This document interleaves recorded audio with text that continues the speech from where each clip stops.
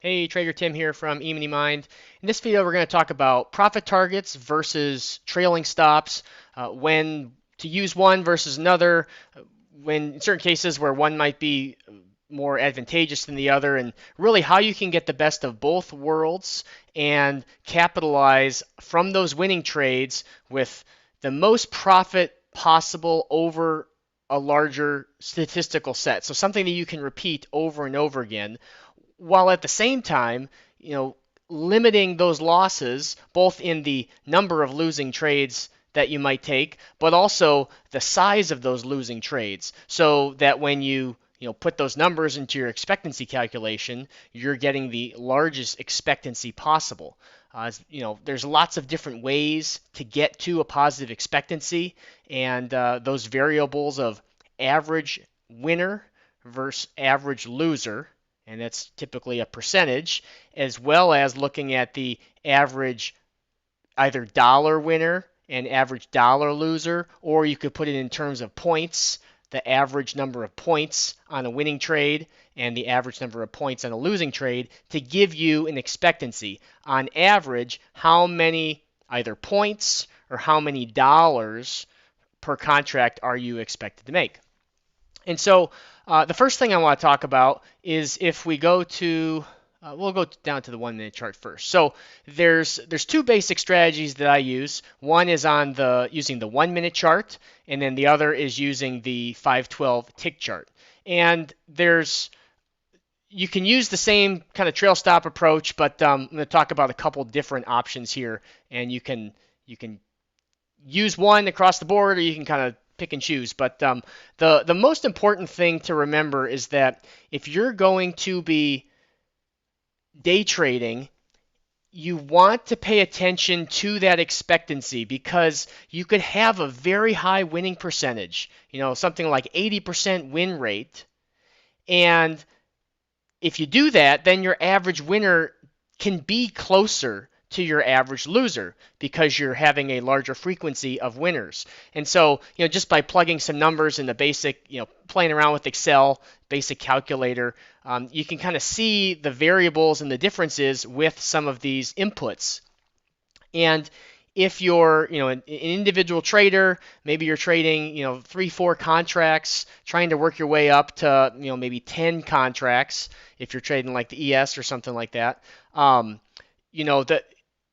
The scaling up to those bigger contracts, 6, 8, 10 contracts, can start to produce some really big absolute numbers in terms of profit output without the need to have monster home runs.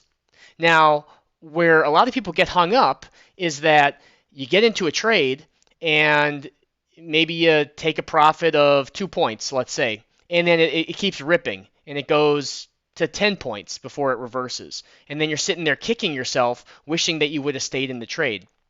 Well, when that happens, it can be easy to want to kind of always revert to what occurred, or what would have been the preferred outcome for the last trade. So you have that fresh in your mind, that the trade just ripped and it was a big runner. And so then the next time you get into a trade, you try and trail your stop. And then, of course, what does the market do? It just goes a couple points and reverses. And then you're back to thinking, maybe I should just have a fixed target. So what I like to do is a combination of both.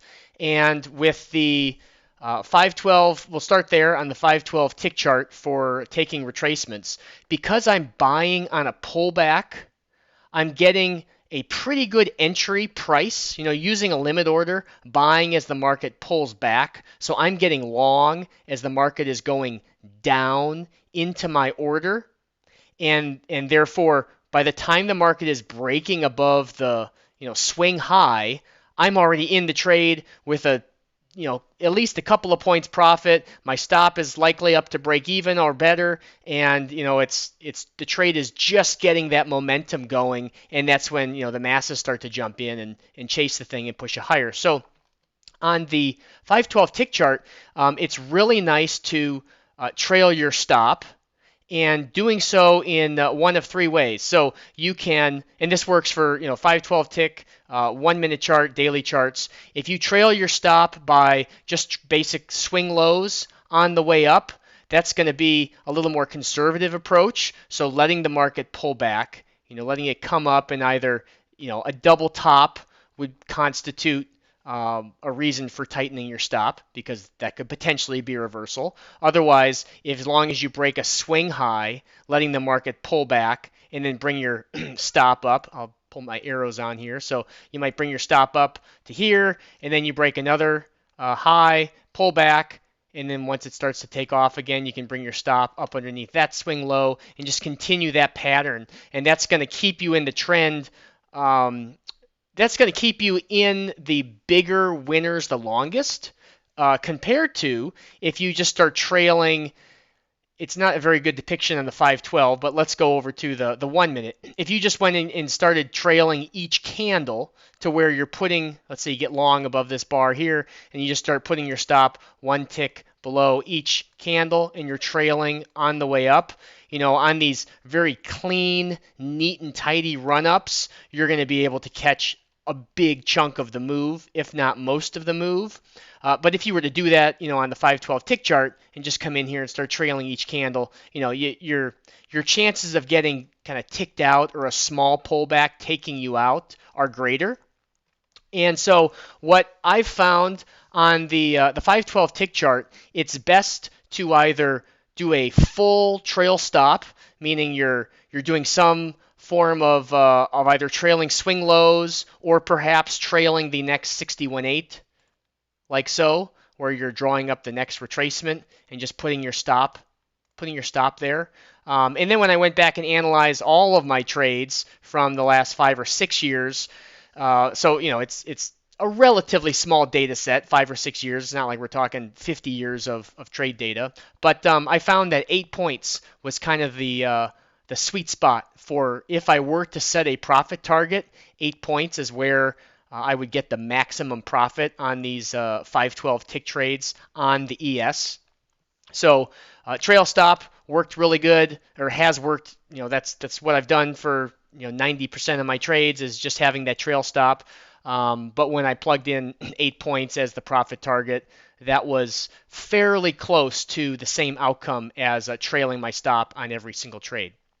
So the benefit to having a fixed target like that, I know some people are trading on the like the prop firm model, and for some of them, like the Apex one, there is a trailing drawdown, so that would get you out of the trade sort of at the max profit, and you wouldn't run into that trailing drawdown scenario where you're leaving a lot of money on the table, so to speak.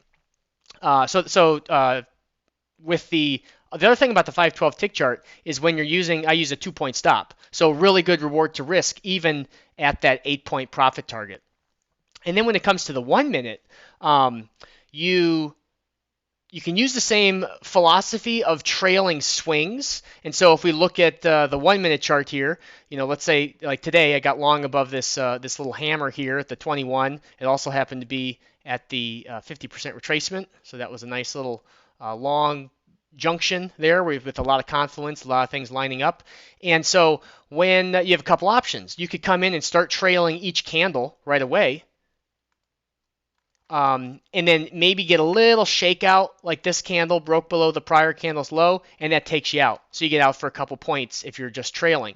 If you want to trail swings, you can do that, and then let the market pull back, rally, pull back, rally, and then you may run into a situation like this where it does just tick you out. This was on a news, I think we had consumer sentiment here at the top of the hour, and it just pushed below that swing low to shake you out, but keeps you in a little bit longer than the trailing each bar. In this case, as we looked at earlier, if we scroll forward, some situations where it's really, really clean and every candle is making a higher low, those runs, that's where you catch those 20 plus point run-ups. But with the using a fixed target on something like the 1 minute chart, 3 points and 6 points tend to be getting a 3-point target hit on the whether it's the 512 tick chart or the 1 minute chart. In general, the ES to get a 3-point move is pretty high probable for that kind of a move. Even if we have small ranges, 3 points is fairly likely to get hit. So you can use a 3-point first target for the halfway back trades on the 512 tick chart. I did that for a long time, but like I said, you're getting in with such a good entry on the pullback on limit order and getting your stop up to break even fairly quickly on kind of the breakout of the swing high. So you're cutting your risk pretty quickly. And then on the same token with the 1 minute chart, if you're bringing your stop up by trailing each candle, you're bringing your stop, from below the low of this hammer, in the case of this trade, putting it below the low to start, and putting it underneath the next candle. Well, when these trades kind of get moving, I mean, you can leave it underneath that entry candle and then just kind of let it drift up and have that 3-point profit target and a 6-point profit target.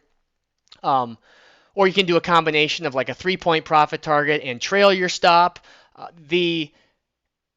What I find that most people, when they're first starting out, and this was an exercise that I did when I was first starting out, I would set a profit target and my stop, and I would literally just sit on my hands and just kind of let the trade work and let those emotions and thoughts that were coming into my brain as I was sitting in the trade, just let them come in and know that, okay, I'm just going to sit on my hands and I'm comfortable with either the full stop out or the full profit target being hit. And it's a great exercise to just kind of build up that patience. So as you become more seasoned, you can have the patience to let the market bounce and then pull back. Let the market bounce, pull back. You've grown your account. You have a bigger, just overall padding on your finances in general, most likely as you get older. And there's just more ability for you to let some of those trades come back in order to see a potential larger gain. So you're giving up maybe a moderate gain to either walk away with a small gain, perhaps break even, or perhaps a larger gain. And so one thing that I will say to that point is, if you're going to have a wider stop and those bigger, like 15, 20-point trades are going to be a large part of your data set for your trade log, you need to be trading every single day.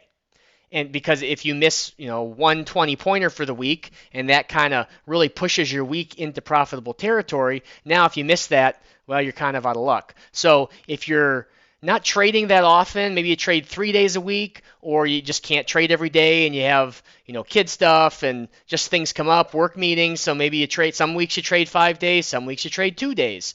You're going to be better off using those like a 3-point profit target on the 1-minute trades, and combine that with the trail stop, so just splitting the position in half, doing at least if you do 2 contracts, if you get up to 4, that's even better, where you're doing 2 off at 3 points and then 2 to trail, or even 2 off at 3 points and 2 at 6 points, and just kind of taking those more of a base hit versus getting that 20-point home run.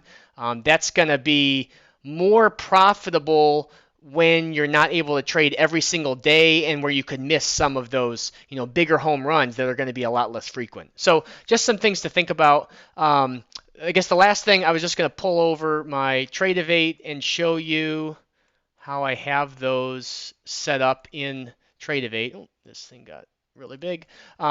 So on my trade ladder for the brackets on Trade-Evate, so I have a one for the 512 tick chart. So if we open that up, it's basically just a 2-point stop, and then you can set an 8-point target, or you could get rid of that and just have the stop loss and no target. So under type, you want to either do you want to profit? And that's where you can put that in there. Or if you just want to stop, just do stop loss only, type it in there, and you're only going to get the 1 order. So if we go back to the other way, and my screen resolution on this monitor is not quite as big, but let's just do an order here, then we would have a 2-point stop and then an 8-point target. If I get rid of the take profit and just have the stop and then put the order out there, then I have the green for the limit order and then the stop and no target up above.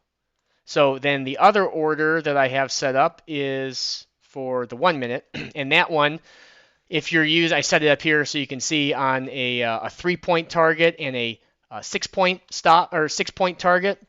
And I just set the stop loss to 3 points and then adjust it below the candle or outside of the entry candle as needed. So if I put that order out there, and if we do like this, you're going to have the limit order down here to get in, and then the 3-point target, and then the 6-point target. And then if I wanted to adjust the stop down below, I can do that. So that's just kind of basic order setup. You don't have to get super fancy, but the Trade-Evate makes it pretty easy. There's plenty of platforms out there to execute trades off of. I do most of my order execution on Trade-Evate. Thinkorswim is a fantastic platform. That's this one here that you see, but they're not really set up for futures trading. The active trader has gotten a lot better, so their active trader here is a really slick platform as far as like the trade ladder goes and the features, and you can set up your order brackets and things like that just the same. But intraday margins are going to be a lot higher, which can not a huge deal, but it can be a barrier for some people compared to a $500 intraday margin on something like Trade-Evate. So anywho, just wanted to touch base on or talk to you about those different ways to trail your stop versus fixed target. If you like these videos and if you find them helpful, please give them a thumbs up, and we'll talk to you soon.